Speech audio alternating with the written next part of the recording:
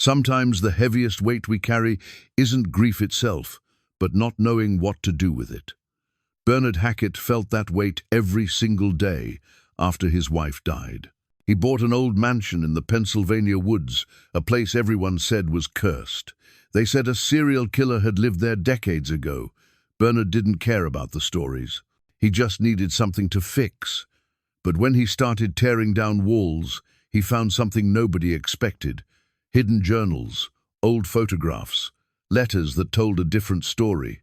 Not about a killer, but about someone who tried to stop him. Someone history forgot. What really happened in that house all those years ago? Before we continue, tell us where you're watching from, and if this story moves you, subscribe, because tomorrow we have something special for you. The first time Bernard Hackett saw the Blackmore mansion, he understood why the real estate agent had been so hesitant to show it to him. The building sat at the end of a winding dirt road, surrounded by Pennsylvania woods so thick they seemed to swallow the afternoon light. 3 stories of Victorian architecture sagged against itself like an old man too tired to stand straight. Paint peeled from the wooden siding in long, curling strips. Several windows on the upper floors were boarded over, and the wraparound porch listed dangerously to one side. It was perfect. "Mr. Hackett, I really think we should look at the property on Mercer Street instead," the agent said, clutching her folder against her chest. Her name was Phyllis Gunderson, and she'd been trying to talk him out of this viewing for 3 days. "It's move-in ready, much closer to town, and the price is comparable." "This one's fine," Bernard said, stepping out of his truck. The autumn wind carried the smell of dead leaves and damp earth. He was 60 years old, tall and lean, with silver hair he kept cut short, and hands that bore the calluses of a man who'd worked construction for 40 years. 6 months ago, those hands had held his wife Helen's as she took her last breath in a hospital room that smelled of disinfectant and defeat. He hadn't known what to do with his hands since. "The property has a history," Phyllis said carefully, following him up the creaking porch steps. "I'm required to disclose that. I read the listing. Serial killer lived here in the 80s. Silas Crane. He disappeared before they could arrest him. 7 women died, Mr. Hackett. Their bodies were never found. People in town still talk about it." Bernard tested the porch railing. It held his weight, barely. That was almost 40 years ago. Some stories don't fade. Phyllis unlocked the front door with a key that looked older than Bernard. "The house has been empty for 37 years. Various owners, but no one stays. They all say..." She stopped herself. "They all say what? That it doesn't feel right, that something's still here." The door swung open on hinges that screamed in protest. Inside, dust particles danced in the shafts of light that penetrated the gloom. The entryway opened into a grand foyer with a staircase that curved up to the 2nd floor. The wallpaper, once probably elegant, hung in tatters. Water stains marked the ceiling in irregular patterns that looked like continents on a faded map. Bernard walked inside and felt something settle in his chest. Not peace exactly, but purpose. "I'll take it," he said. Phyllis blinked. "Don't you want to see the rest?" "I've seen enough. Something this broken needs someone to fix it." He wasn't talking about the house, not really, but Phyllis didn't need to know that. The paperwork took 2 weeks. Bernard paid cash the life insurance from Helen's death, money that felt like blood in his hands every time he touched it. His children didn't understand. Then again, they hadn't understood much about him for years. Audrey called the night before he was set to move in. She was 32, a paralegal in Philadelphia, precise and cautious like her mother had been. "Dad, Griffin and I have been talking." "That's good. Siblings should talk. We're worried about you. This house, do you know what people are saying? That you're having some kind of breakdown." Bernard sat in his empty apartment, surrounded by boxes. Everything he owned fit into a dozen containers. 40 years of marriage, reduced to cardboard and tape. "I'm not having a breakdown, honey. I'm trying to have a breakthrough." "That doesn't make sense." It does to me. There was a long pause. He could hear her breathing, could imagine her sitting in her pristine apartment with everything in its place, trying to figure out how to fix her broken father. Griffin and I are coming up this weekend to help you move in. You don't have to do that. We want to. Another pause. Mom would want us to. That was how she ended every argument now, with what Mom would have wanted. Bernard didn't have the heart to tell her that Helen would have understood this perfectly. Helen had always understood his need to build, to repair, to make something broken into something whole again. "Okay," he said, "I'd like that." He arrived at the mansion on a grey November morning with his truck loaded and his hands ready for work. The key Phyllis had given him turned smoothly in the lock, and he stepped inside alone for the first time as the owner. The silence was immense. It pressed against his eardrums like water pressure. He walked through each room slowly, cataloguing the damage. Broken floorboards, cracked plaster, windows that wouldn't open. A kitchen where the linoleum had curled away from the floor. But underneath the decay, he could see the bones of something beautiful. High ceilings, original hardwood, crown molding carved by someone who cared about their craft. In the kitchen, he found a rusted key ring sitting on the windowsill above the sink. 3 keys, each different. Odd that Phyllis hadn't mentioned them. He tried them in, various doors and locks throughout the house, but none of them fit. The keys were old, the metal worn smooth in places where fingers had gripped them. He pocketed them and moved on. By evening, he'd unloaded his truck and set up a cot in what must have once been the parlor. He made coffee on a camp stove and stood at the front window, watching darkness swallow the woods. Somewhere out there, the real estate listing had said Silas Crane had buried his victims, 7 women who'd vanished between 1985 and 1987. 7 families who never got answers. Bernard thought about Helen again, about how her cancer had been a different kind of vanishing, slow and inevitable, taking her piece by piece until the woman he loved was just a ghost in a hospital bed. At least he'd known where she was. At least he'd been able to hold her hand at the end. Those families had nothing. No grave to visit, no body to bury. Just questions that hung in the air like smoke. He pulled the key ring from his pocket and studied it in the fading light. 3 keys to nowhere. 3 locks that didn't exist anymore or maybe never had. He wondered what they'd opened, once upon a time. What secrets someone had thought were worth protecting. Outside, an owl called in the darkness. Bernard finished his coffee and lay down on the cot, surrounded by walls that had witnessed things no house should witness. Tomorrow, Audrey and Griffin would arrive. Tomorrow, they'd start the real work. Tonight, he'd sleep in a house where a monster had once lived, and somehow that felt appropriate. Grief was its own kind of monster, after all. It made you do strange things. It made you buy cursed mansions in the woods and think you could fix them. But maybe, Bernard thought as he drifted towards sleep, maybe fixing something broken was exactly what he needed. Even if that something was haunted, even if it could never truly be clean, especially then, Audrey arrived first, her sedan pulling up the dirt road at exactly 9 in the morning. She was always punctual, always prepared. Bernard watched from the porch as she parked and sat in her car for a long moment, staring up at the mansion. He could see her gathering herself, composing whatever speech she'd rehearsed during the 2-hour drive from Philadelphia. When she finally emerged, she was wearing jeans and an old sweater, her version of work clothes. Her dark hair was pulled back in a practical ponytail, and she carried a canvas bag full of cleaning supplies. "Dad," she said, climbing the porch steps carefully, testing each board before putting her weight on it. "Morning, sweetheart." He kissed her cheek. "Coffee's on. Is it safe to drink the water here?" "I brought bottled. Come on inside." She followed him through the door, and he watched her face as she took in the decay. She was good at hiding her reactions, but he saw the slight tightening around her eyes, the way her jaw set. This was worse than she'd imagined. "It's got good bones," Bernard said, handing her a mug of coffee.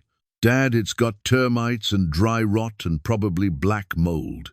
Did you get an inspection?" "I know what I'm looking at.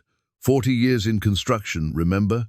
40 years building new things, not resurrecting dead ones." Griffin's truck rumbled up before Bernard could respond. His son was 28, broader than Bernard, with their mother's warm brown eyes and an easy smile that had been absent lately. He taught history at a high school in Harrisburg and spent his summers doing volunteer work. He was a good man, and Bernard was proud of him, even if they hadn't had a real conversation in months. "This is worse than the pictures," Griffin said, joining them in the foyer. "Good morning to you too," Bernard said. "Sorry." "Morning, Dad." Griffin hugged him, and Bernard felt something crack inside his chest. His son smelled like the same soap Helen used to buy, and for a moment Bernard had to close his eyes against the memory. They had breakfast. Together, bagels and coffee on a card table Bernard had set up in the kitchen. Audrey and Griffin kept exchanging glances, and Bernard knew they'd coordinated before arriving. They were building up to something. "Dad," Audrey started, setting down her coffee. "Griffin and I want to talk to you about something." "I figured. We're worried. This house, this whole thing, it doesn't feel like you. It feels like you're running away from something." Bernard looked at his daughter. "And what would I be running from?"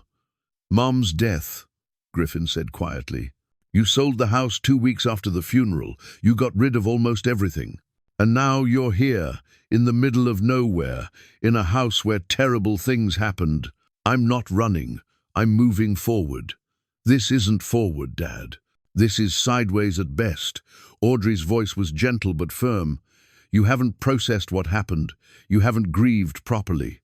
Bernard felt heat rise in his chest. "And what's proper grieving look like to you?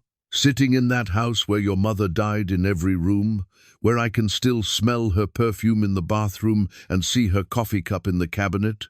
That's not grieving. That's drowning." The silence that followed was thick and uncomfortable. Griffin stared at his hands. Audrey blinked back tears. "I'm sorry," Bernard said after a moment. "That was unfair. I know you're worried. But this," he gestured at the walls around them, "this is what I need right now. Something to fix. Something to build. Your mother understood that about me." "Mom understood everything about you," Audrey said quietly. "We're just trying to catch up." They worked in silence for the next hour, pulling up damaged kitchen tiles and clearing debris. Bernard felt the tension like a weight on his shoulders, but he didn't know how to lift it. Talking had never been his strength. Building things, fixing things, that was his language. He was prying up a stubborn tile near the fireplace when his contunit crowbar punched through the floor with a sudden crack. He'd hit a hollow space. Kneeling down, he worked the damaged boards free and found himself looking into a small cavity between the floor and the foundation. Something was down there. "What is it?" Griffin asked, coming over. Bernard reached in and pulled out a leather-bound journal. It was water-damaged, the pages swollen and stuck together in places, but intact. The leather was good quality, the kind that lasted. Audrey joined them as Bernard opened the cover carefully. The first page had 3 words written in neat, precise handwriting. "Property of D.W." "What is it?" Audrey asked. "Some kind of journal." Bernard turned the page. The entries were dated, starting in August 1986. The handwriting was consistent, someone educated, deliberate. He read aloud, "The 3rd of August 1986. I saw him again today at the grocery store. He was buying rope and plastic sheeting. He smiled at the cashier. I wanted to scream at her to run." Griffin leaned closer. "Keep going." Bernard turned pages carefully. August 10. I've started keeping a log of his movements. Hardware store on Tuesdays. Gas station every Thursday morning. Church on Sundays. Can you believe that? He sits in the back pew and prays. "Who's writing this?" Audrey asked. "Someone watching Silas Crane." Bernard felt his pulse quicken. August 24. Another woman is missing. Teresa Vance, 23 years old. Last seen leaving a bar in Clearfield County. I know it's him. I've called the police again. They say there's no evidence. They say I'm overreacting. The entries continued through the fall and winter, growing increasingly detailed and desperate. D.W. had been tracking Crane's every movement, noting patterns, documenting suspicious behavior. By spring of 1987, the tone had changed. The 15th of March, 1987, Bernard read, I'm gathering physical evidence now. I can't rely on the police. They won't listen to an old woman with theories. I've found 3 shallow depressions in the woods behind his property. The ground is different. They're disturbed, then covered over. I think I know where they are. I think I know where he put them. My God, Griffin whispered. Bernard turned to the final entries. The handwriting was shakier here, written with more pressure. The 12th of September, 1987. I've collected everything I can. Photographs, logs, soil samples from the disturbed areas. Tomorrow, I'm going to confront him. I'm going to make him confess, and I'm going to record it. If he runs, I'll go to the state police. If he doesn't, the sentence ended there, unfinished. The next entry was dated 2 days later, the 14th of September, 1987. He knows I know. I saw it in his eyes today when we passed on the street. If you're reading this, I didn't make it. My name is Dorothy Whitmore. Tell my story. Tell them I tried. Bernard closed the journal carefully. His hands were shaking. Around them, the kitchen seemed to have grown colder, darker. Dad, Audrey said, her voice barely above a whisper. Who was Dorothy Whitmore? Bernard looked at his children. They were staring at him with wide eyes, fear and fascination mixing on their faces. For the first time since they'd arrived, they weren't looking at him like he was broken. They were looking at him like he'd found something important. I don't know, he said, but I'm going to find out.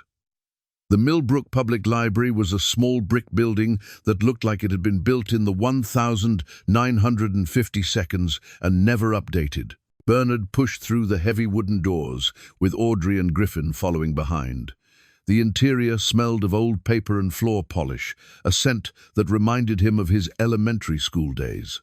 Behind the circulation desk sat a woman who had to be in her late 70s, her white hair styled in careful waves, reading glasses hanging from a beaded chain around her neck. She looked up as they approached, and Bernard saw her eyes sharp and assessing behind wire-rimmed spectacles.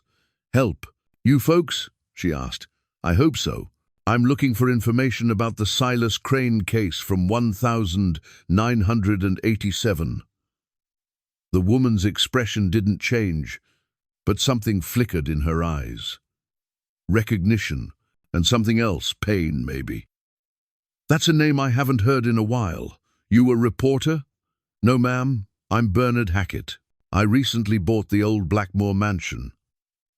"Did you now?" She stood, revealing herself to be barely 5 feet tall. "I'm Francine Yates. I've been the librarian here for 43 years. Come with me." She led them to a back room lined with filing cabinets and storage boxes. "We keep the old newspaper archives here. Nobody's digitized them yet, no budget for it. The Crane case is in box 17. She pulled it down from a shelf with surprising strength. "You'll want to read in here. More privacy." Bernard thanked her, but before she left he asked, "Did you know Dorothy Whitmore?" Francine froze in the doorway. When she turned back, her face had gone pale. "Where? Did you hear that name?" "I found something at the house, a journal. It was signed by D.W. The old woman steadied herself against the doorframe. "Dorothy was my closest friend. She disappeared the same time Crane did, September 1987. Most people assumed she was his final victim, but they never found her body either." Her voice cracked slightly. "Why would you have her journal?" "It was hidden in the kitchen floor. She was tracking Crane, building a case against him." Francine nodded slowly, unsurprised. "That sounds like Dorothy. She was a social worker before she retired, spent 30 years helping people, trying to fix broken systems. When women started disappearing, she noticed the pattern before anyone else. Told me she'd reported it to the police half a dozen times. Did they investigate? Audrey asked. They looked into it, sure. But Crane was careful. No physical evidence, no witnesses, just women who vanished without a trace. Francine's hands trembled slightly. My sister was one of them. Patricia. She was 31, left work one evening and never came home. The room fell silent except for the hum of the fluorescent lights overhead. Bernard felt the weight of all those missing women, all those unanswered questions pressing down on him. I'm sorry, he said. It's been 37 years. Doesn't make it hurt less. Francine gestured to the box. Everything the newspaper covered is in there. The police reports are sealed, but I can tell you what I know. 7 women disappeared between May 1985 and August 1987, all from different counties, all in their 20s and 30s. Crane was questioned twice, but nothing came of it. Then, in September, both he and Dorothy vanished on the same day. The assumption was that she'd gotten too close, and he killed her before running. What if that's not what happened? Griffin asked. Francine studied him. What do you mean? Bernard opened his bag and carefully removed Dorothy's journal, wrapped in protective plastic. Would you like to read this? It belonged to your friend. The old woman's hands shook as she took it. She opened it reverently, and Bernard watched tears slip down her weathered cheeks as she read Dorothy's words. When she finished, she carefully closed the journal and held it against her chest. She was always braver than me, Francine whispered. Always thought she could save everyone. Looks like she died trying. We don't know that she died, Bernard said gently. We just know she disappeared. In this case, it's the same thing. Francine handed the journal back. Keep looking. Dorothy deserves to have her story told, even if it's too late to save her. They spent the next 3 hours going through the newspaper archives. The Millbrook Gazette had covered the disappearances extensively. Bernard made notes while Audrey photographed relevant pages with her phone, and Griffin cross-referenced dates with Dorothy's journal.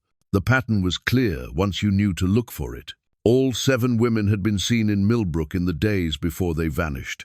Some had lived there, others were just passing through. But they'd all crossed paths with Silas Crane in some documented way, at the hardware store where he worked part-time, at the church, at local businesses. Look at this, Audrey said, holding up a photo from a 1986 church picnic. That's Crane in the background. And that woman in the foreground, she checked her phone. That's victim number 4, Michelle Hartley.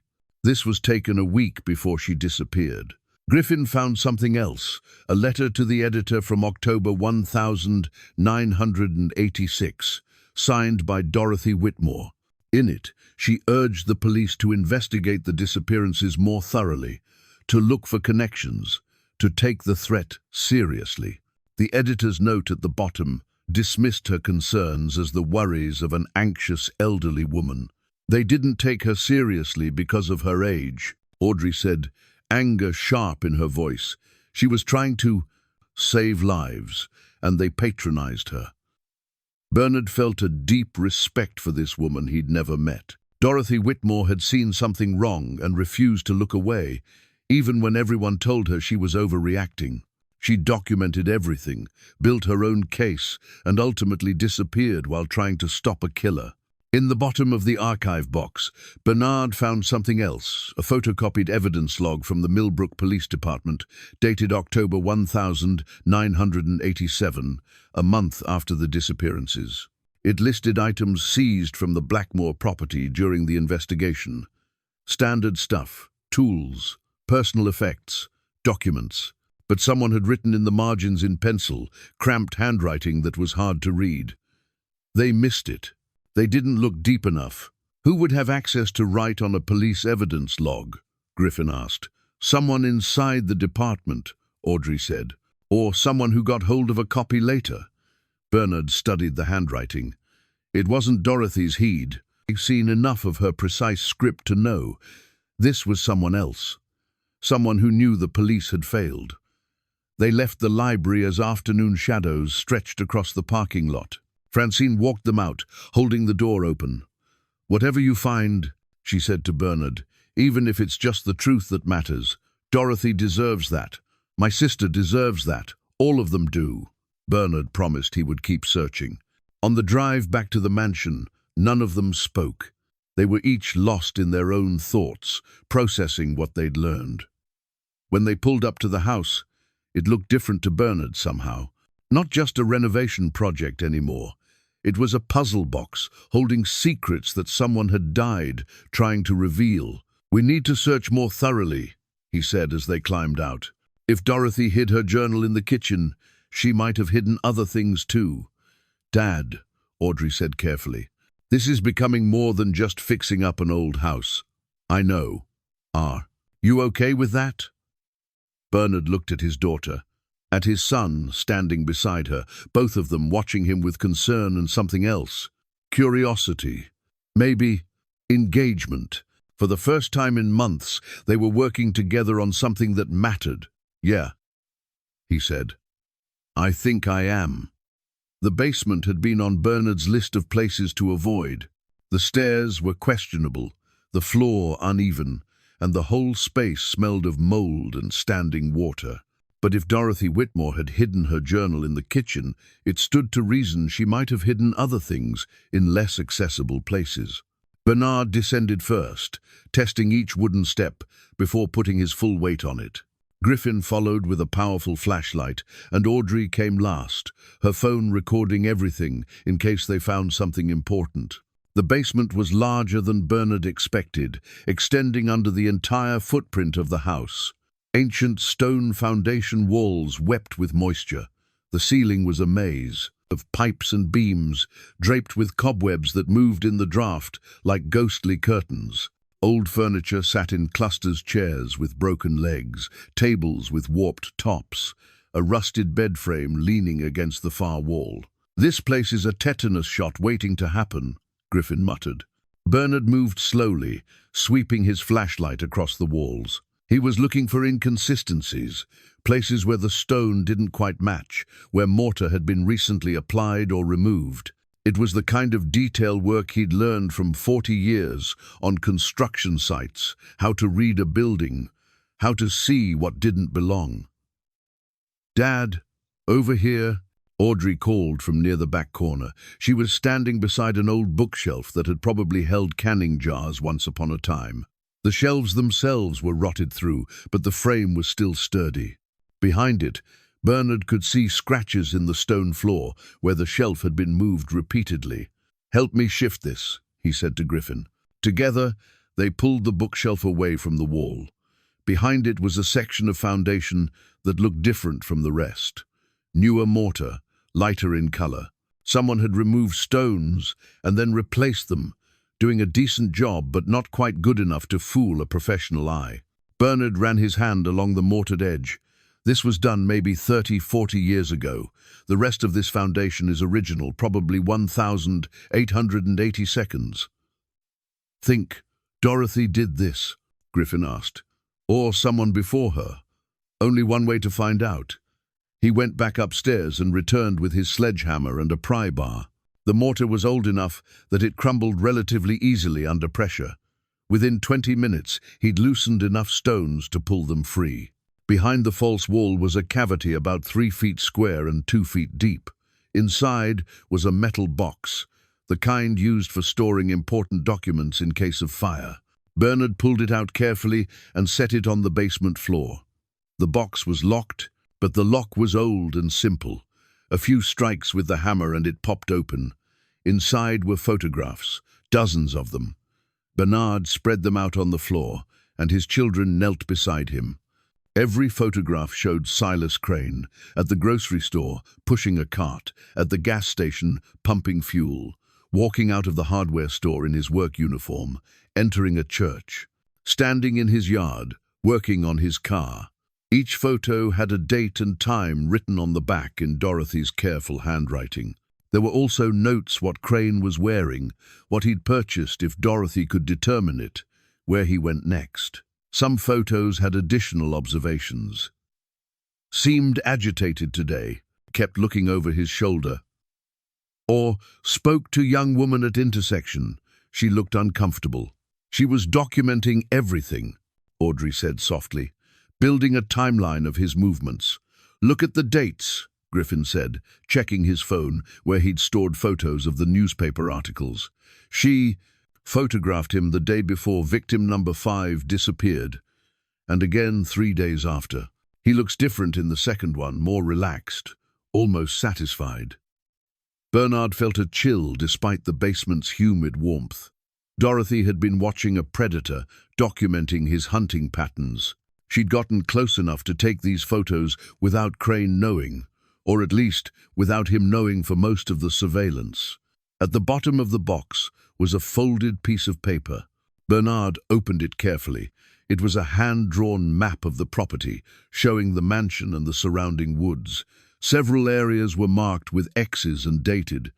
Some had notes beside them: disturbed soil, recent digging, depression in ground sink or subsidence. Area where dogs wouldn't go, local hunters mentioned this. She was mapping potential burial sites, Griffin said, his voice tight. Audrey stood up abruptly and walked a few steps away, her hand over her mouth. Bernard gave her a moment, understanding. This wasn't just history they were uncovering. These were real women who died in terror, their bodies hidden somewhere on this property, their families left without answers. "We should call the police," Audrey said finally, her voice strained. "And tell them what?" Bernard asked gently. "That we found a 37-year-old map? They investigated this property back in 1987. They didn't find anything, because they didn't have this map. Maybe, or maybe they did find this, and these X's led nowhere." Dorothy was documenting what she suspected, not what she knew. Griffin was studying the map more closely. Some of these marks are circled, like she was prioritizing them, and this one, he pointed to an X near the northeast corner of the property, has a star next to it. That has to mean something. Bernard looked at where his son was pointing. The notation beside that X read, "Most likely. Terrain matches profile. Will investigate when I can do so safely." "We need to go look," Bernard said. "Dad, if Dorothy was right about this." Audrey couldn't finish the sentence. "Then we find evidence and we bring it to the police. We give those families what they've been waiting for. We finish what Dorothy started." They gathered the photographs and the map, returned them carefully to the metal box, and carried it upstairs. The late afternoon sun was painting the kitchen in shades of gold and amber. Bernard made coffee while they spread the map out on his work table and studied it more carefully. The property was roughly 15 acres, most of it wooded. The X-marked locations were scattered, but there was a concentration of them in the northeast section, furthest from the house and closest to a ravine that bordered the property line. "That's smart, if you're hiding something," Griffin said quietly. "The ravine would make the ground unstable, give a reason for any depressions or irregularities. And it's far enough from the house that you could work without being easily seen." "You're thinking like a killer," Audrey said. "I'm thinking like a history teacher who studied military strategy. It's the same principle, using terrain to your advantage."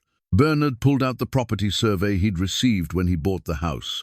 The northeast corner was heavily wooded, the survey noting several large rock formations and steep grades. Difficult terrain to search, which was probably why the police hadn't been thorough there. "We go tomorrow," Bernard decided. "First light. We bring shovels, we bring cameras, and we document everything we find." "And if we find what Dorothy thought was there?" Audrey asked. "Then we call the police, and we let them handle it. But we owe it to Dorothy to look. We owe it to those families." Griffin nodded slowly. Mom would have done the same thing. She never could leave something unfinished. It was the first time either of his children had mentioned Helen without pain shadowing their faces. Bernard felt something shift in his chest, not the crack of grief, but the small, tentative beginning of healing. "No," he agreed. "She never could." They spent the evening preparing. Audrey compiled all the newspaper reports and Dorothy's journal entries into a digital file. Griffin mapped out the search areas using satellite imagery from his phone. Bernard gathered tools, shovels, a soil probe, stakes and string for marking areas, and evidence bags in case they found anything that needed to be preserved. As night fell and they sat around the card table eating takeout Chinese food, Bernard realized this was the first time in months he'd felt like they were a family again. Not the family they'd been when Helen was alive that was gone forever, but something new. Something being built from shared purpose and the memory of a woman none of them had ever met. Dorothy Whitmore had spent her last days trying to save people. In doing so, she might have saved Bernard's family too. They started at dawn, when the woods were still grey and quiet, except for the morning birds. Bernard led the way, carrying a backpack full of tools and evidence bags. Griffin followed with the map and a GPS unit, while Audrey brought up the rear with a camera and notebook to document everything they found. The northeast corner of the property was rough going.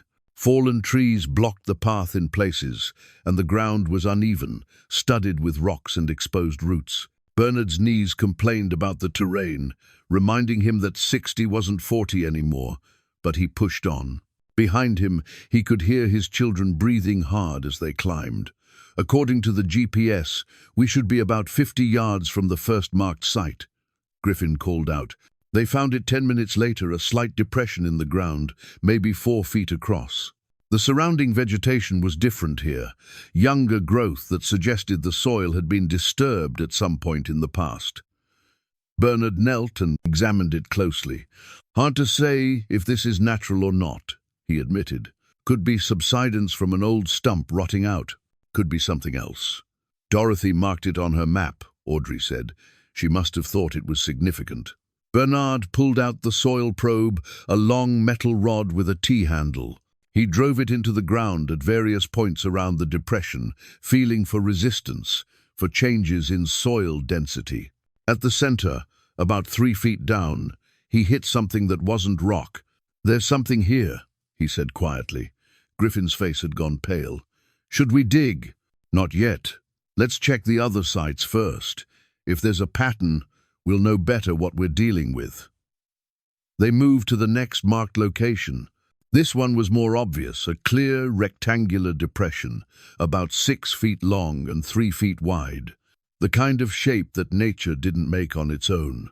Audrey photographed it from multiple angles, while Bernard probed the soil. "Same thing?" he said. "Something solid about 3 feet down." They worked methodically through the morning, checking each X on Dorothy's map.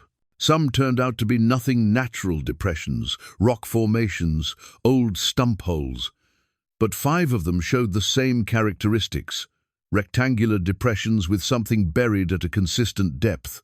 At the site marked with a star, the one Dorothy had labeled most likely, they found more than a depression. Partially hidden by leaf litter and overgrowth was a rusted metal box, about the size of a shoebox. It was sitting on the surface, as if erosion had gradually exposed it over the years. Bernard picked it up carefully. It was heavy, the metal corroded, but intact. The lid was sealed with more rust than intention. He worked it open with his knife.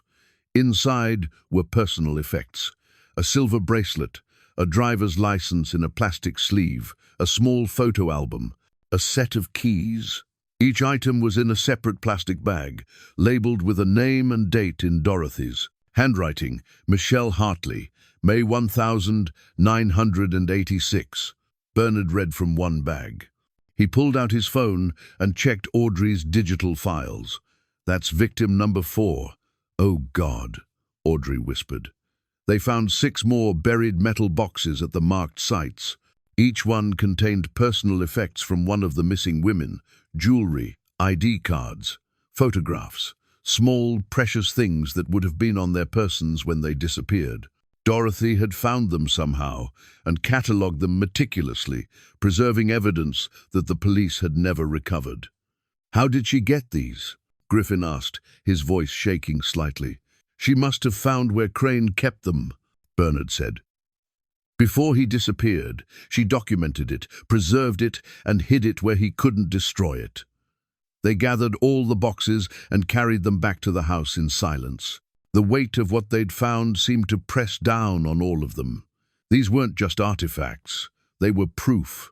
They were the last physical connection to 7 women who'd been erased from the world. Back at the mansion, they spread everything out on the dining room table. Audrey photographed each item individually, creating a digital record. Griffin cross-referenced each name with the newspaper articles, confirming that every piece of jewelry, every ID, matched the descriptions given by family members in the missing persons reports. "This is enough for the police to reopen the case," Audrey said. "This is physical evidence linking Crane to the victims." "It's evidence that these items existed," Bernard corrected gently. "Without bodies, without Crane to question, I don't know if it changes anything legally. It changes everything for the families," Griffin said firmly. "They'll know what happened to their daughters, their sisters. They'll know someone cared enough to find the truth." Bernard looked at his son, seeing in him the same fierce sense of justice that Dorothy Whitmore must have possessed. "You're right. We need to contact the authorities. But first," he gestured to the map still spread on the table. "There's one more site Dorothy marked. The one with the star and the note about investigating when it was safe." "You think there's more there?" Audrey asked. "I think Dorothy was building up to something. All these other sites, she'd already documented them. But this one, she was planning to investigate. That suggests it was different, somehow. More important, they returned to the woods in the afternoon, hiking directly to the starred location. It was at the edge of the ravine, where the ground dropped away steeply. A large oak tree stood sentinel there, its roots exposed where erosion had eaten away the soil. Bernard approached carefully, aware that the ground could give way. At the base of the tree, partially hidden by the roots, was a flat stone that looked deliberately placed. He and Griffin levered it up with a pry bar. Underneath was a metal container, larger than the others. This one was a waterproof ammunition box, the kind designed to protect contents even in harsh conditions. Bernard pulled it out and set it on level ground. Inside was a leather journal, different from the one they'd found in the kitchen. This one was newer, the pages less damaged, and beneath it was a cassette tape in a plastic case, labeled in Dorothy's handwriting. "Final Testament, the 14th of September 1987. Bernard's hands trembled as he opened the journal. The first entry was dated August 1987, picking up where the other journal had ended. Dorothy's handwriting was shakier here, the words occasionally scratched out and rewritten. "The 20th of August 1987, he read aloud. "I've found them. All 7. The depressions I mapped were right. I used a probe like Bernard would." He stopped, realizing she'd referenced someone else named Bernard. He continued, "I used a probe to confirm. The police need to see this. But I need more. I need proof they can't ignore. I need a confession. The entries," he continued, documenting Dorothy's increasingly dangerous surveillance of Silas Crane. She'd gotten closer, taken more risks, pushed harder to find the evidence that would force the police to act. The final entry was dated the 14th of September 1987. Bernard's voice grew quieter as he read it. "He knows, I know. I saw it in his eyes today when I passed him on the street. He looked at me, and I saw recognition there. Understanding. I think he's been aware of me for longer than I realized.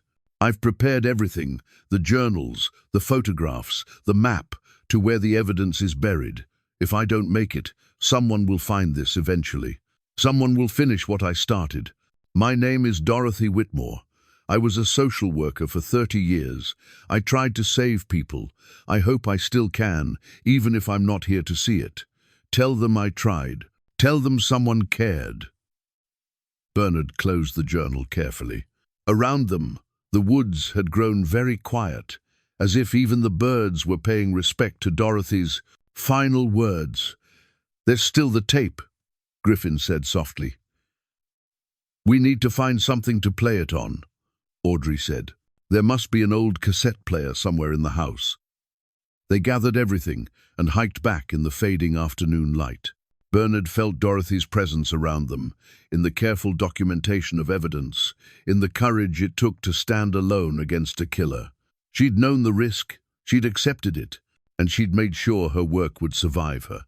Back at the mansion, Griffin searched the cluttered rooms, while Bernard and Audrey secured the evidence. It took an hour, but Griffin finally emerged from the attic carrying a dusty boombox from the 1982, its cord wrapped around it. "Found it in a box of old electronics. Think it still works?" Bernard plugged it in. The power light flickered, then held steady. He inserted Dorothy's tape with hands that weren't quite steady. The cassette clicked into place. He pressed play. Static hissed from the speakers for a moment, then cleared. Dorothy Whitmore's voice emerged calm, steady, tinged with exhaustion but not fear. It was the voice of someone who had made peace with what came next. "My name is Dorothy Whitmore. Today is the 14th of September, 1987. If you're hearing this, then I didn't make it. I want to explain what I found and why I did what I did." Bernard, Audrey, and Griffin stood perfectly still, listening to a dead woman speak across 37 years. "I was a social worker for 3 decades. I spent my career in the system, the foster system, the courts, working with families in crisis. I saw how easy it is for people to fall through the cracks, how the vulnerable can disappear and barely leave a ripple. When women started vanishing from this area, I recognized the pattern. I'd seen it before in case files from other jurisdictions. A predator, careful and patient, selecting victims who wouldn't be immediately missed." There was a pause. The sound of Dorothy taking a breath. "I reported my concerns to the Millbrook Police Department in November 1985. Detective Hugh Brennan took my statement but made it clear he thought I was an anxious old woman with too much time on her hands. I went back 3 more times over the next year. Each time, I was dismissed. They said there was no evidence of foul play. They said women have a right to disappear if they want to. They said a lot of things that meant they weren't going to help." Bernard heard the frustration in her voice, the anger carefully controlled. "So I decided to help myself. I started watching Silas Crane in January 1986. I'd noticed him around town, always near where the victims were last seen. Always helpful, always smiling, always forgettable. That's what made him dangerous. He was exactly the kind of man people trusted without thinking about it. The friendly neighbor, the polite customer, the regular churchgoer. The tape crackled, and they heard Dorothy moving, papers shuffling. I documented everything, his routines, his habits, where he went, when he went there, who he spoke to. I took photographs, I kept logs, and I watched his property. The old Blackmore place, everyone said it was haunted, which meant no one went near it.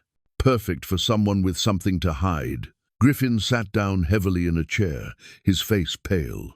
Audrey stood with her arms wrapped around herself, eyes fixed on the boombox. In March 1987, I started finding the depressions, places where the ground had been disturbed and then carefully covered over. I used a soil probe I borrowed from a farmer. Friend told him I was testing for a garden. I marked 7 sites that showed signs of recent burial. 7 women had disappeared. The math was simple and horrible. Dorothy's voice wavered for the first time. "I couldn't dig them up myself. I'm 63 years old with arthritis and a bad hip. But I documented the locations. I took soil samples. I photographed everything. And I found something else, a workshop behind Crane's house, hidden by overgrown brush.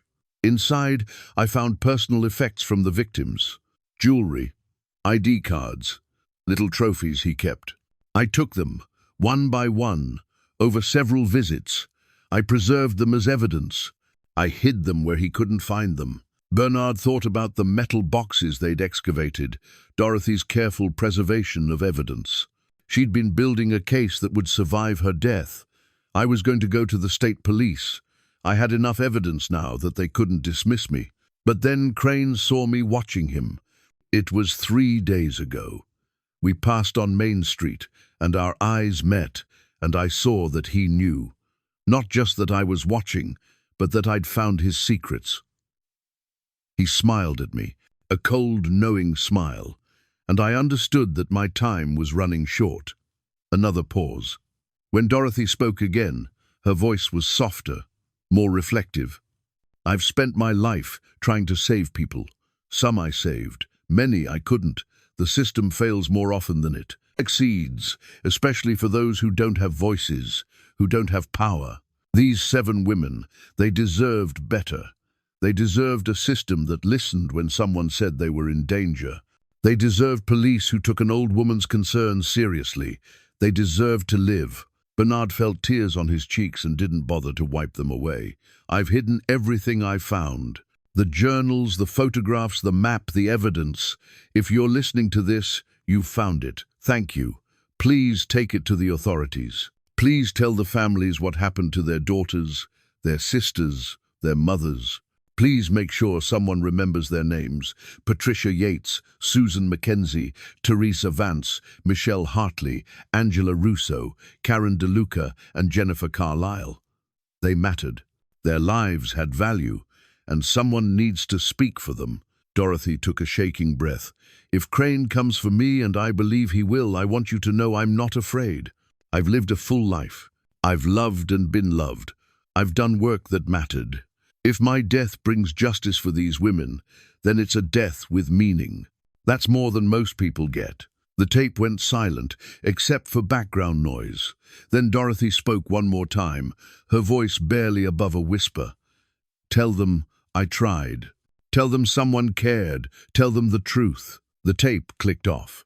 The silence in the room was profound. Bernard looked at his children and saw his own grief reflected in their faces. They'd never met Dorothy Whitmore, but they mourned her. They mourned what she'd tried to do and what it had cost her. She knew, Audrey said finally, her voice thick. She knew he was going to kill her, and she still tried to finish her work.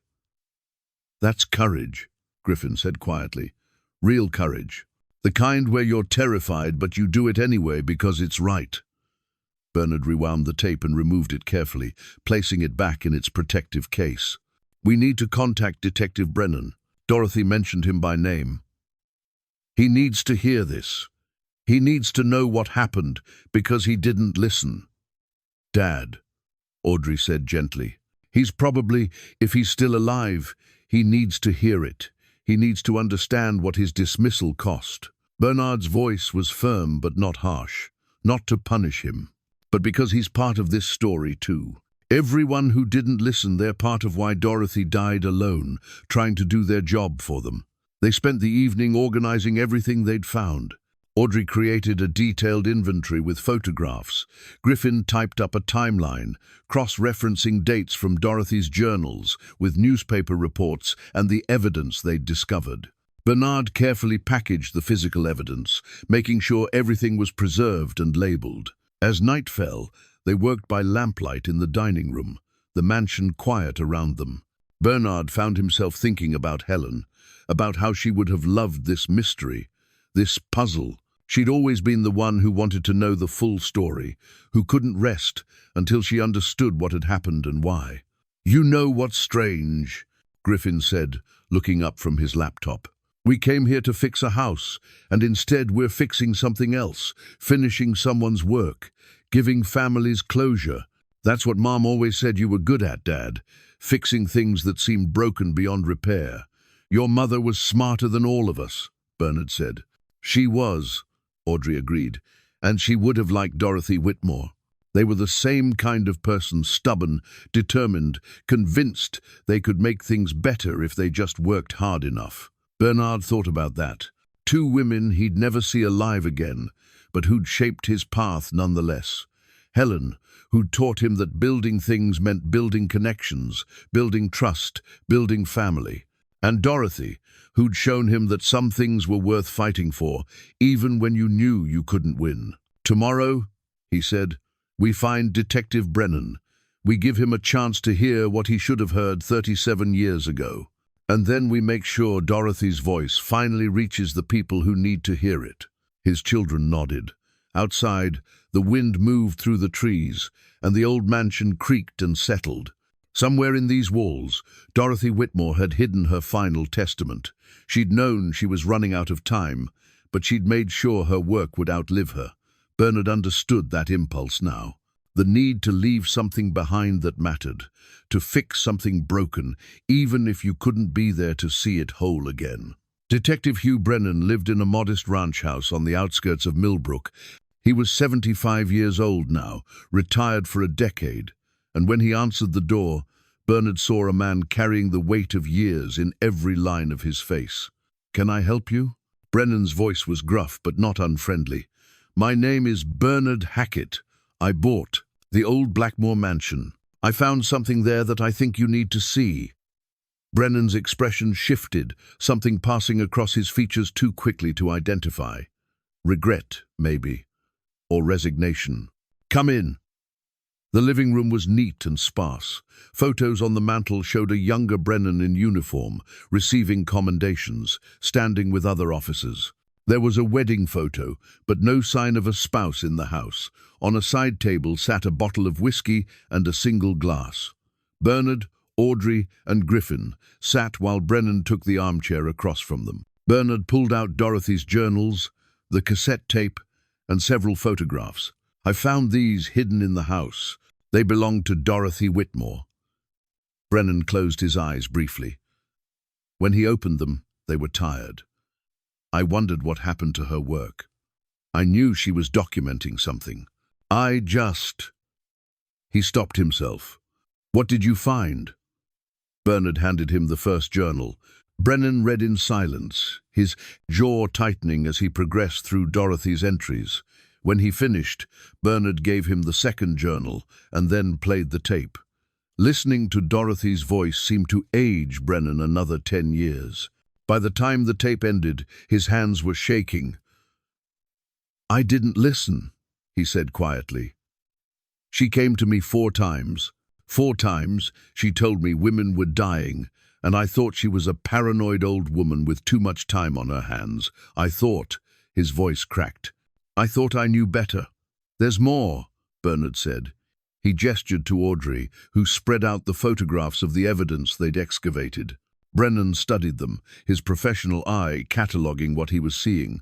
Personal effects from all 7 victims. She found Crane's trophies. We found them where she buried them, along with detailed maps showing burial sites on the property. We haven't excavated those. We thought that should be done officially. Brennan nodded slowly, but he looked haunted.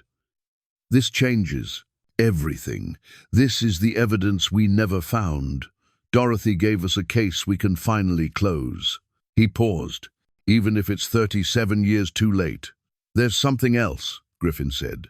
He'd been quiet until now, but Bernard heard urgency in his son's voice. "In the ammunition box with the second journal and tape, there was another tape. We haven't played it yet. It's dated the 15th of September, 1987, the day after her final testament." Brennan looked up sharply. "The day after?" "Yes, sir." Griffin pulled out the second cassette. "Dorothy disappeared on September 15. If she recorded this that same day, she might have survived the initial confrontation." Brennan stood abruptly. "Play it. Now." Bernard inserted the tape with unsteady hands. The cassette clicked into place, and he pressed play. Static.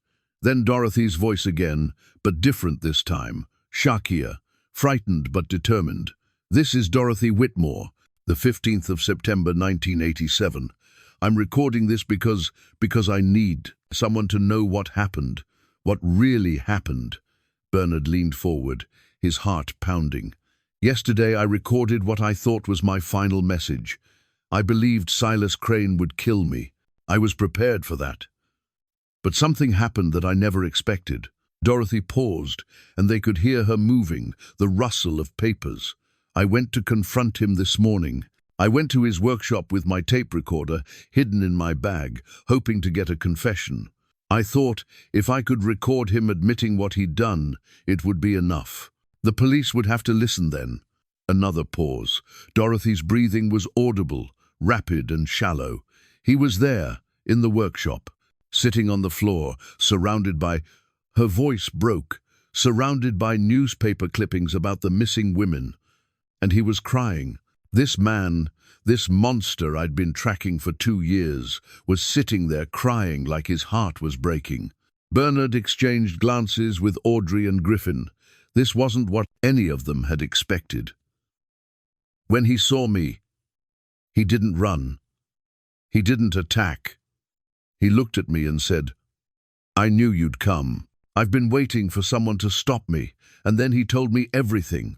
The tape crackled with interference. Dorothy's next words almost lost. He has dissociative identity disorder. He was diagnosed in 1985. Started treatment with a psychiatrist in Harrisburg. He showed me the medical records, they're real. I checked the doctor's credentials. He told me that his other personality, the one he called the Shadow, committed the murders. He would black out for hours, sometimes days, and wake up with no memory of what happened. But he'd find evidence: blood on his clothes, scratches on his arms, dirt under his fingernails. Bernard felt his understanding of the entire case shift like tectonic plates. He showed me his own journals, the ones he kept trying to document his blackouts, trying to prove to himself that something was wrong. When he found the first woman's jewelry in his truck, Michelle Hartley's bracelet, he realized what he'd done, what his other self had done. He was horrified. He tried to stop going out during his blackout periods, tried to lock himself in his house. But the shadow was too strong. It kept happening. Dorothy's voice grew stronger, more steady, as if telling the story was helping her process it. He stopped going to therapy because he lost his job and couldn't afford the treatment. His insurance wouldn't cover what he needed. He tried to manage it himself, but it was impossible. Each time he blacked out, another woman disappeared. He found their belongings, and he hid them, trying to protect himself but also horrified by what he'd done. He was living with a monster inside his own mind. The tape hissed with static. Then Dorothy continued, her voice thick with emotion. "I didn't believe him at first. I thought it was manipulation, a way to avoid responsibility. But he showed me everything. His psychiatric evaluations, his medication prescriptions he couldn't afford to fill, his desperate journals where he begged God to make it stop. And I saw a broken man, not a calculating killer. I saw someone who was as much a victim as the women who died." Bernard heard Audrey make a small sound of distress. Griffin's face was pale, his hands clenched. He wants to turn himself in. He wants to show the authorities where the bodies are. He wants the families to have closure. But he's terrified that no one will believe the DID diagnosis, that they'll think he's lying to avoid a death sentence. He asked me, Dorothy's voice broke again, he asked me to help him surrender properly, to help him explain what happened. To speak for him, because he can't speak for himself without sounding like he's making excuses. The room was silent except for the tape's soft hiss. I don't know if I'm making the right choice. He could be lying. This could be an elaborate manipulation. But I've spent 30 years reading people, helping people, trying to understand why they do what they do. And I believe him. God, help me. I believe him. Tomorrow morning, we're driving to the state police headquarters in Harrisburg.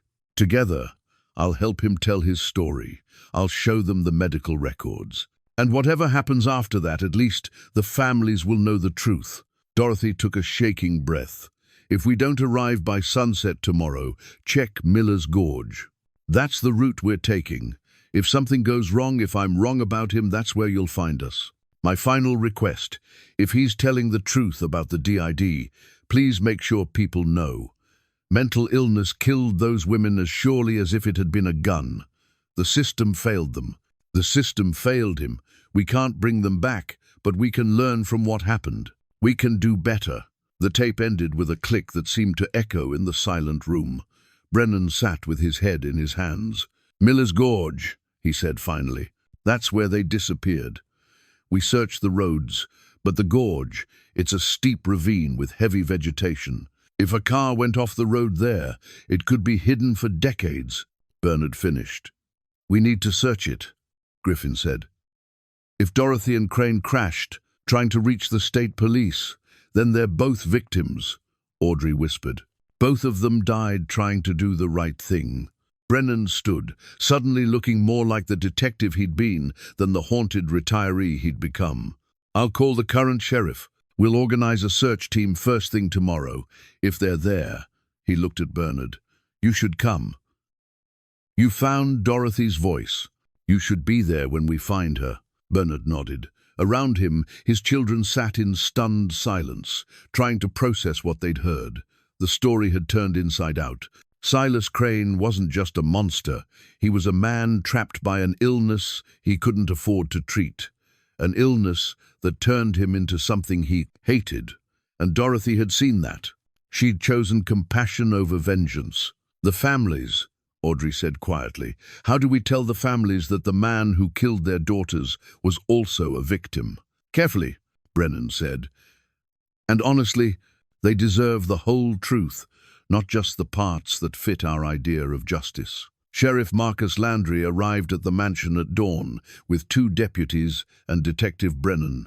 He was in his mid-50s, efficient and professional, and he listened without interrupting as Bernard laid out everything they'd found. When Bernard finished, Landry studied the evidence spread across the dining room table with a careful eye. "This is substantial," he said finally. "Dorothy Whitmore built a complete case. And this second tape," he picked up the cassette carefully, "changes the entire narrative." "Will you search the gorge?" Bernard asked. "We're organizing it now. Search and rescue is mobilizing, and I've called in a forensic team from the state police. If there's a vehicle down there, we'll find it." Landry looked at Brennan. "Hugh, you sure you want to be part of this?" "I owe it to Dorothy," Brennan said quietly. "I should have listened to her 37 years ago. The least I can do is be there when we find her." They caravanned to Miller's Gorge, Bernard, Audrey and Griffin in one truck, Brennan riding with Landry, 2 more police vehicles following behind. The drive took 40 minutes, winding through increasingly rural roads until they reached a stretch where the pavement curved along a steep ravine. Bernard could see why Dorothy had noted this route. The shoulder was narrow, the drop-off severe. If a car lost control here, especially at speed, there would be no stopping it. The ravine below was thick with vegetation, 37 years of unchecked growth that would hide anything beneath its canopy. The search team assembled at a widening in the road. A technical rescue coordinator named Paula Vickers took charge, directing her team to establish anchor points and prepare for the descent. She was in her 40s, compact and competent, with the calm authority of someone who'd done this many times before. "We'll grid search the ravine bottom," she explained, showing them a map. "It's about 60 feet down and heavily overgrown. If there's a vehicle, the vegetation will have grown over it, but we should be able to spot metal or glass with careful searching." "How long will it take?" Griffin asked. "Could be hours. Could be days. Depends on how deep the growth is and whether there's actually anything down there." Bernard watched the team prepare their gear, ropes, harnesses, metal detectors, cameras, professional, methodical, thorough. Nothing like the rushed investigation that had happened in 1987 when police had assumed Dorothy was just another victim and Crane had simply run. Brennan stood beside him, silent. The old detective's face was drawn, his eyes fixed on the ravine, as if he could will Dorothy's car to appear through sheer force of regret. "I've thought about her over the years," Brennan said quietly, "about what I could have done differently. If I just listened, you can't change it," Bernard said. "I learned that with my wife. Guilt doesn't fix anything, it just weighs you down." "Your wife?" "Cancer. 6 months ago, I spent the last year of her life thinking about all the things I should have said differently, done differently, been different. It didn't help her. It didn't help me. It just made me someone who couldn't see past his own mistakes. Brennan glanced at him. Is that why you bought the mansion? To get away from the guilt? To do something useful with it? To fix something broken, instead of just sitting with what I couldn't fix? Bernard gestured at the ravine. Dorothy knew she might die, but she did the work anyway. That's not guilt. That's purpose. The first team descended into the ravine on ropes, moving carefully through the dense vegetation. Bernard, his children, and Brennan waited at the top with Landry, watching through binoculars as the searchers worked their way across the ravine floor. An hour passed, then another. The sun climbed higher, burning off the morning mist. Audrey paced along the shoulder. Griffin sat on the hood of the truck, checking his phone periodically for any signal. Bernard stood still, watching, waiting. "Dad," Audrey said, coming to stand beside him. "Whatever they find down there, it's going to be hard. Seeing it, knowing what happened." "I know. Mom used to say you had to finish what you started, even when it hurt. Especially when it hurt." Bernard smiled slightly. "Your mother was relentless. She'd start a project and wouldn't rest until it was done right. Drove me crazy sometimes, but she was usually correct about what needed doing. She'd be proud of what you're doing here, what we're all doing. I think Dorothy would appreciate it more. She's the one who started this." A shout came from the ravine. One of the searchers was waving, calling for Vickers. She descended quickly on a rope, while Landry grabbed his radio. "They found something," he said, pressing the radio to his ear. The weight felt eternal. Bernard's heart hammered against his ribs. Beside him, Brennan had gone very still, barely breathing. Finally, Vickers's voice crackled over the radio. "We have a vehicle. 1,982nd sedan, heavily corroded, almost completely hidden by vegetation. License plate is readable, running it now." Landry's radio squawked again a minute later. "Plate comes back to Dorothy Whitmore, 1,983 Honda Accord." Bernard heard Brennan make a sound, something between a sob and a sigh. The old detective turned away, his shoulders shaking. "There's more," Vickers continued. "The vehicle shows signs of brake failure. The line looks corroded through. This wasn't an accident. It was mechanical failure. Possibly deliberate tampering, but more likely just age and wear on a rural road. We're going to need the forensic team down here." The next 2 hours were organized chaos. The forensic team descended, followed by a medical examiner. Bernard and his children stayed at the roadside, not part of the official investigation but unable to leave. They'd started this. They needed to see it through. Brennan had recovered his composure, standing with Landry and providing information about the original 1987 investigation. Bernard heard him explaining how they'd searched the roads but not thoroughly investigated the ravine itself, how the assumption had been that Crane had killed Dorothy and fled, not that they'd been traveling together.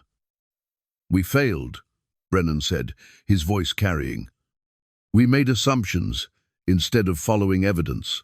We dismissed a woman who was trying to save lives, and because of that, 7 families waited 37 years for answers." Landry put a hand on the older man's shoulder. "We learned from it. We do better. That's all we can do." The medical examiner emerged from the ravine in the late afternoon, speaking quietly with Landry before approaching Bernard's group. "2 sets of skeletal remains in the vehicle," she said. "Consistent with having been there for several decades. We'll need formal identification through dental records, but based on the positioning and circumstances." She paused. "The passenger was reaching toward the driver when they died. They were holding hands." Bernard felt something break open in his chest. Even at the end, Dorothy had chosen compassion. She'd held the hand of a man who might have been a killer, who might have been a victim, who was certainly someone in terrible pain. She'd stayed human in the face of horror. "There's a metal lockbox wedged under the passenger seat," the medical examiner continued. "We'll process it as evidence, but if you'd like to be present when it's opened, given that you're the ones who brought this to light, Sheriff Landry has authorized it." They waited while the lockbox was carefully extracted and brought up from the ravine. It was badly corroded but intact, the kind of fireproof box meant to protect documents. The forensic team photographed it from every angle before carefully working it open. Inside were two items. One was a journal page, dated the 16th of September 1987, in Dorothy's handwriting. The other was a medical file, stamped with the seal of a psychiatric facility. Landry read the journal page first, then handed it to Bernard. Dorothy's final words were brief, written in a shaky hand. "We didn't make it. The brakes failed on the descent. Silas tried to save me, pushed me toward the door. He knew what would happen. He told me to tell his story, to make sure people understood. I'm hurt badly. I don't think I can climb out. But I need you to know he was not a monster. He was a man broken by an illness no one would treat. The real crime was the system that failed him and the women who died because of that failure. Please tell the truth. All of it." D. Bernard's hands trembled as he passed the page to his children. The medical file told the rest of the story. Psychiatric evaluations from 1985, diagnosis of dissociative identity disorder, treatment recommendations, medication prescriptions, and at the bottom, a final note from the treating psychiatrist, Dr. Raymond Fisher, patient at extreme risk, alternate personality emerging during stress, continued intensive therapy, essential. Patient discontinued treatment due to inability to pay. Recommended state assistance programs, but patient did not qualify due to income threshold. Without treatment, patient poses danger to self and potentially others. Follow-up. Patient did not return for scheduled appointments. Bernard read the note 3 times, each word driving home the tragedy. Silas Crane had known something was wrong. He'd sought help, and the system had turned him away because he made $50 too much to qualify for assistance, but not enough to afford private treatment. "This is what killed those women," Landry said quietly, reading over Bernard's shoulder. "Not just Crane, the system that failed to help him. Will this be made public?" Audrey asked. "The families deserve to know, but..." She struggled for words. "How do you tell someone that their daughter's killer was also a victim?" "Carefully," Landry said, "and with a lot of support. The state will probably assign victim advocates. It's going to be complicated. There's no good way to process this kind of information." Brennan stood apart from them, staring down into the ravine where Dorothy and Crane had died together. Bernard walked over to him. "You couldn't have known," Bernard said. "I should have listened." "That's all she asked, for someone to listen." Brennan's voice was rough. "If I had, maybe we could have gotten Crane the help he needed. Maybe those women would still be alive. Maybe. Or maybe Crane would have hurt someone anyway. Maybe the system would have failed him, even if you'd helped. You can't know. I can know I didn't try hard enough." Bernard thought about Helen again, about all the things he'd wished he'd done differently. The arguments they could have avoided, the time he could have spent with her instead of at work, the 1,000 small failures that seemed so large now that she was gone. "My wife told me something near the end," Bernard said. "She said regret was just love with nowhere to go.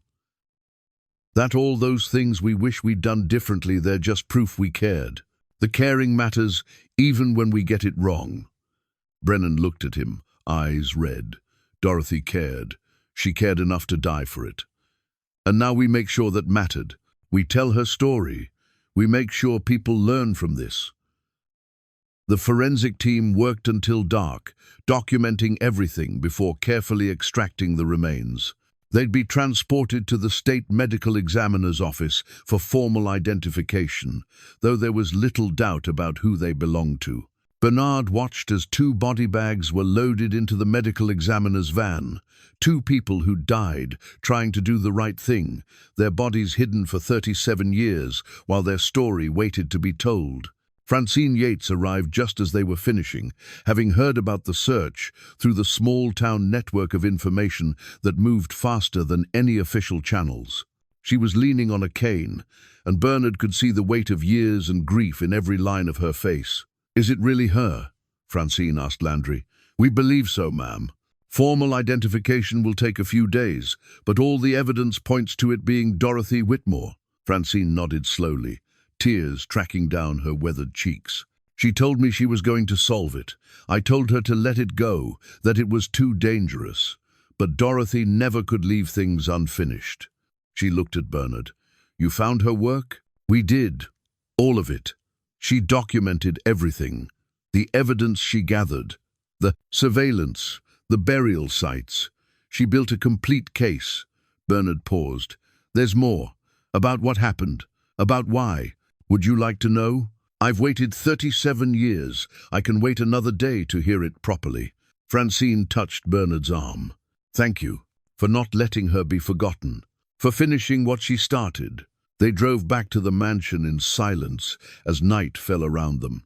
Inside, Bernard made coffee while Audrey and Griffin sat at the dining room table, processing everything they'd witnessed. The house felt different now, not haunted, but inhabited by something other than ghosts. By purpose, maybe. By the weight of unfinished business slowly being resolved. "Dad," Griffin said finally, "what happens now? With Dorothy's evidence about the burial sites, the state police will excavate them properly. They'll recover the remains, identify them, return them to the families. It'll take time, but it'll be done right. And then those families get to bury their daughters. They get closure. They get to know what happened, even if the truth is complicated." Audrey wrapped her hands around her coffee mug. "I keep thinking about those women, about how scared they must have been, and about Crane, blackout periods where he became someone else. Everyone involved was a victim in different ways. That doesn't excuse what happened," Bernard said carefully. "Those women still died terribly. Their families still suffered. But understanding the why that matters too. It helps us prevent the next tragedy." "Will it, though?" Griffin asked. 37 years later, are things any better? Do people with mental illness get the help they need?" Bernard thought about that. Some do, some don't. The system's still broken in a lot of ways. But maybe Dorothy's story can push it to be better. Maybe it can remind people that untreated mental illness doesn't just hurt the person suffering, it ripples out to everyone around them. They sat in silence for a while, drinking coffee and listening to the house settle around them. Somewhere in these walls, Dorothy had hidden her final messages, ensuring that even if she died, her work would continue. She'd been right. Someone had found it. Someone had listened. "Mom would have liked her," Audrey said suddenly. "Dorothy, I mean. They were both stubborn in the same way. Both believed they could fix things if they just worked hard enough." "Your mother would have been down in that ravine helping search," Bernard agreed. "She never could stand by when something needed doing." "Neither can you," Griffin pointed out. "That's why we're here. That's why we found all of this." Bernard looked at his children, really looked at them, and saw something he hadn't seen in months. They weren't looking at him like he was broken anymore. They weren't treating him like a project that needed managing. They were looking at him like a partner in something important. "I bought this house because I didn't know what else to do with my grief," he admitted. "I thought fixing something broken would somehow fix me. But that's not how it works." "What does work?" Audrey asked gently. "This. What we've been doing, working together, finding purpose in something bigger than our own pain. Your mother knew that. Dorothy knew it too. They both understood that the way through grief is through service, through caring about something enough to keep going even when it hurts." Griffin stood and walked to the window, looking out at the dark woods. 7 women are still buried out there somewhere. Dorothy mapped where she thought they were. "When do we show the police?" "Tomorrow," Bernard said. "We'll give them everything, the maps, the photographs, all of Dorothy's documentation, and then we let the professionals do their work." "And us?" Audrey asked. "What do we do?" Bernard looked around the dining room, at the evidence still spread across the table, at the house that had seemed cursed, but was really just holding secrets. We finish the renovation. We turn this place into something good. Dorothy wanted her work to mean something. We can honor that by making sure this house becomes a place of healing instead of horror." His children nodded.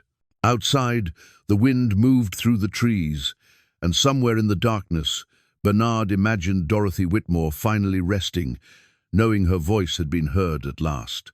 The state police excavation team arrived at the mansion 3 days later with ground-penetrating radar, forensic anthropologists, and a quiet efficiency that spoke of experience with grim work. Bernard met them at the property line with Dorothy's maps and detailed documentation. The team leader, a woman named Dr. Patricia Kowalski, studied the maps with the careful attention of someone who understood their significance. She was in her 50s, grey-haired and precise, with kind eyes that had seen too much death. "These are remarkably detailed," she said. "You're Dorothy. Whitmore did our job for us, 37 years before we got here." "She wanted to make sure the families got answers," Bernard said. "Then let's make sure they do." The excavation took 5 days. Bernard, Audrey, and Griffin stayed away during the actual work, but they felt the weight of it pressing on them even from a distance. Each evening, Dr. Kowalski would stop by the mansion to update them on the progress, her face growing more drawn with each visit. On the 5th day, she arrived with news. "We've recovered remains from 6 of the 7 marked sites. The 7th location was empty, possibly Dorothy was wrong about that one, or the remains had been moved or destroyed somehow. But 6 is enough. 6 families will finally get to lay their daughters to rest." "And identification?" Audrey asked. "Dental records mostly. We've already matched 3 of them definitively. The others will take more time, but we're confident." Dorothy's maps were accurate. Dr. Kowalski paused. "There's something else. At each site, we found a small metal plate buried with the remains. Each plate had a name and date engraved on it." Bernard felt his throat tighten. "Crane marked them?" "We believe so. He may not have remembered killing them in his alternate state, but at some point, probably during more lucid periods, he found where he'd buried them and marked the locations. As if he was trying to preserve their identities, even as his illness made him destroy them. The complexity of it was almost too much to process. A man murdering women without conscious awareness, then, in his lucid moments, trying to ensure they wouldn't be forgotten. A mind at war with itself, fragmenting under the weight of what it had done and couldn't control. "The medical records we found with Dorothy and Crane," Griffin said. "Will those be part of the public record?" "The district attorney is reviewing everything now. Given that the perpetrator is deceased and the case can't be prosecuted, there's discussion about releasing the full findings, including the psychiatric documentation, to help the families understand what happened and why." Dr. Kowalski looked uncomfortable. "It's unprecedented, and not everyone agrees it's the right approach. Some think it will just add more pain." "Dorothy thought people deserved the truth," Bernard said. "All of it, not just the easy parts." "She was braver than most of us," Dr. Kowalski agreed. Detective Brennan visited that evening, looking older but somehow more at peace than he had at the Gorge. He'd been working with the current police department, reviewing the original investigation files, providing context for what had been missed and why. "The DA is holding a press conference next week," he told them. "They're going to release the full findings, Dorothy's investigation, Crane's medical records, the circumstances of their deaths. They want me to speak." "Will you?" Bernard asked. "I have to. I'm part of this story, even if it's the part of this story, the part that failed." Brennan sat heavily in one of the dining room chairs. "I've been thinking about what you said at the Gorge, about regret being love with nowhere to go.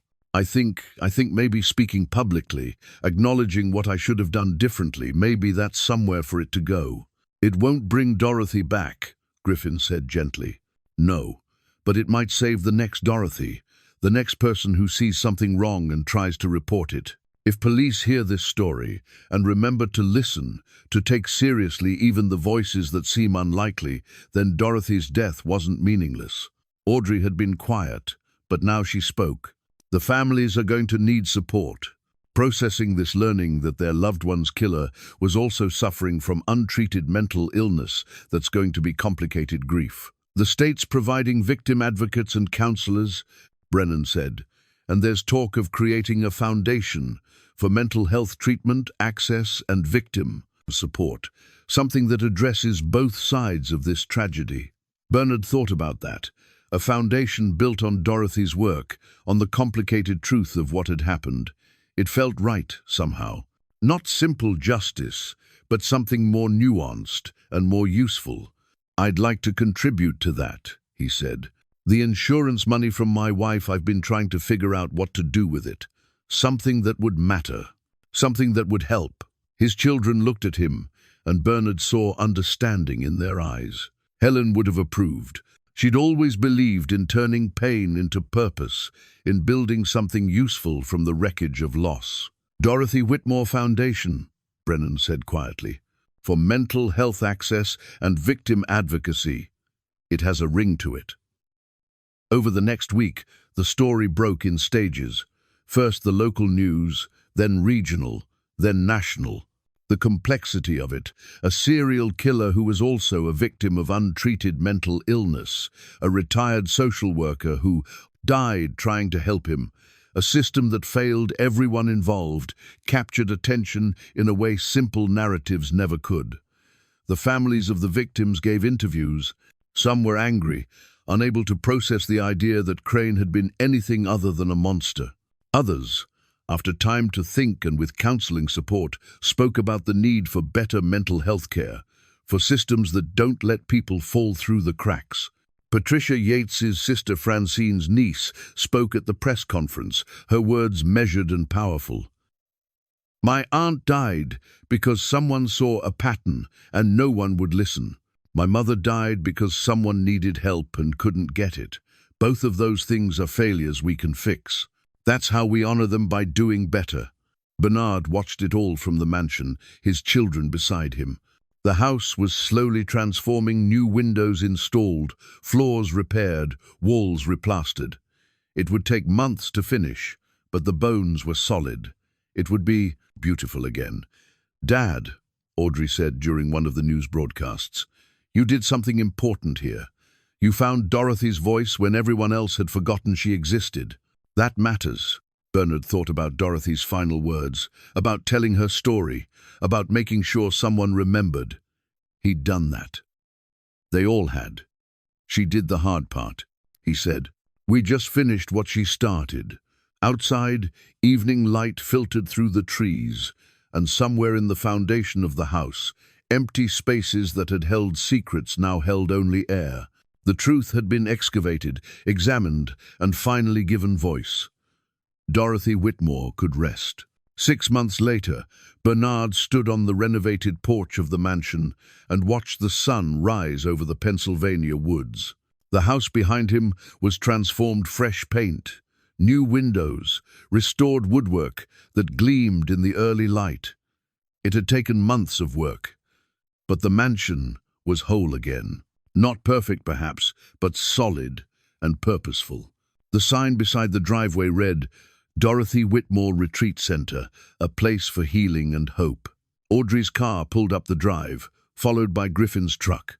They'd been making the trip every weekend for the past 3 months, helping set up the center, organizing the programs, ensuring Dorothy's legacy became something tangible and useful.